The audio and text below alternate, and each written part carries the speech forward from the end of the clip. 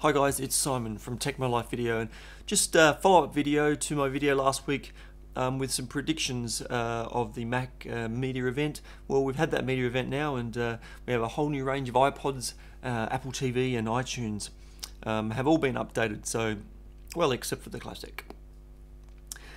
But just looking at the predictions, yeah, look, I was around the mark. The Shuffle does still exist, and Apple TV doesn't have iOS, but other than that, yeah, look, wasn't far off the mark.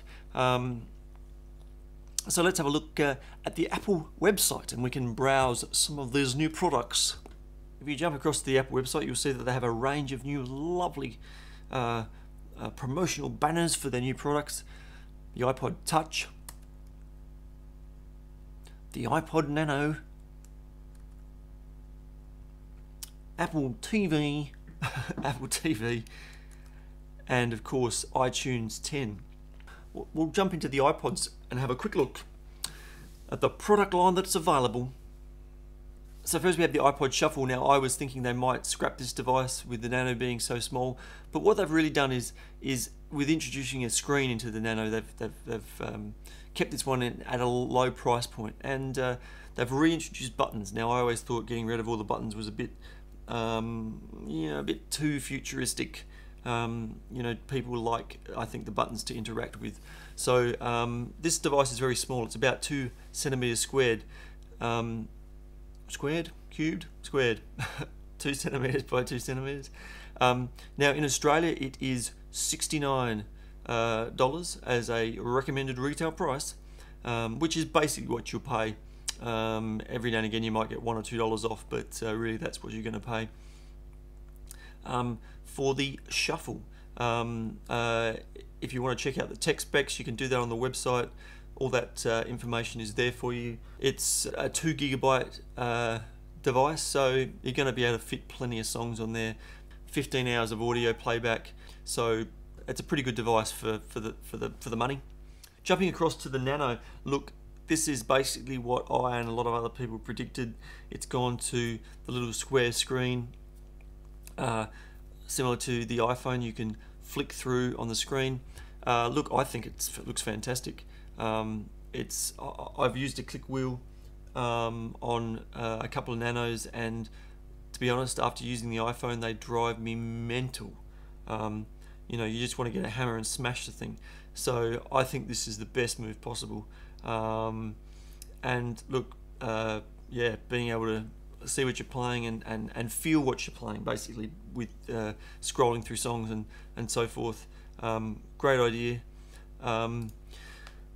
It has the ability to rotate it with your fingers. Now it has an accelerometer, and you wonder why. Well, it'll just, why do I need to rotate it with my fingers? Well, coming back to me for a minute, is that if you look at the iPhone, and we'll just unlock it. If you look at the iPhone, and it's got a track list.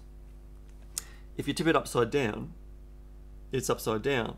But if you're wearing a device like this on your top, and you want to look down and see what the songs are, they're up the wrong way. So you actually want them to be upside down. So you don't want them to be accelerometered to be the right way up. And I think this is why they've introduced the 2-finger turn. It's so you can wear it clipped on, and whichever way you've got it clipped, whether it be this way, you can do a 90-degree turn to adjust it, so you can see or read what's playing. So look, that's it's a good idea, very clever stuff. So look, Nano, look, it's a beautiful thing. You can buy it online, and online you can also get a product red version, which is fantastic in my books, that they've included that, and certainly that's the one I'd be getting. And last but not least is the iPod Touch. It's slightly thinner than the old version, so they've made those cameras extremely thin. But in saying that, they've also made the cameras low resolution. If you jump onto technical specs and you actually look at the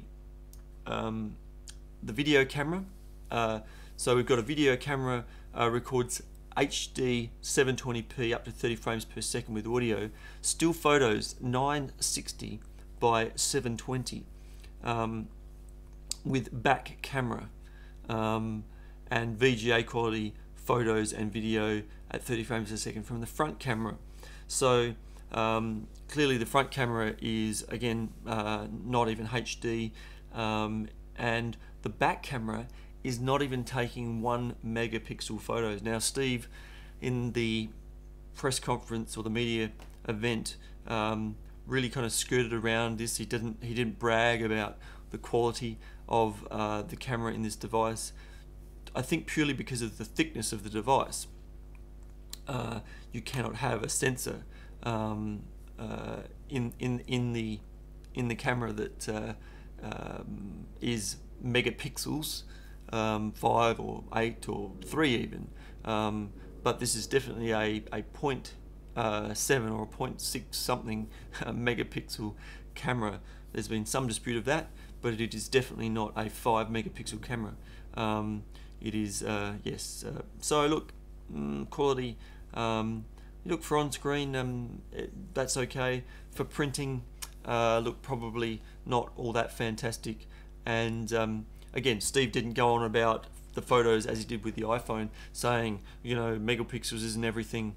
It's about how the software and all this other stuff works together. He really skirted over that a little bit. So yeah, look, a little bit disappointing that I would prefer the device to be thicker and have a much better quality camera. You know, I would be happy for it to be quite a lot thicker. You know, and how's a better camera? And you know, but that's just me. Maybe Steve knows what he's doing. I'm sure he does. But look, all in all, they've reduced the thickness. They've introduced the high resolution screen, the mental blank on the name, the Retina display, which is on the iPhone 4. It's got FaceTime, so you can now talk to your friends who have iPhone 4s or other friends who have iPod Touches. And it also has Game Center, of course, which with the update coming this week for iOS 4, it'll be 4.2, I believe, or is it 4.1 blah blah blah blah blah. And of course, later in the year, the iPad will also get the multitasking and those other features, folders and so forth, available currently on the iPhone.